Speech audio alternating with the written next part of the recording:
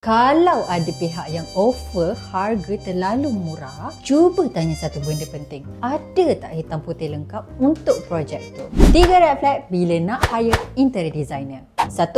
Tanpa drawing, klien tak nampak gambaran sebenar. Semua jadi main agak-agak je. Risiko salah faham pun tinggi. 2. Simple quotation boleh muncul hidden cost. Penting untuk ada breakdown detail supaya bajet jelas dan tak lari. 3. Kalau design terlalu over tapi tak praktikal untuk execute dekat site, end up design tu hanya cantik atas kertas je. Jadi, bila nak pilih ID, jangan fokus pada harga saja. Fokus pada proses, documentation dan pengalaman. Itu yang jamin hasil yang berkualiti. Kalau you nak ruang impian yang dirancang dengan teliti dari A sampai Z, WhatsApp link di bio. Kami ready untuk guide you setiap langkah.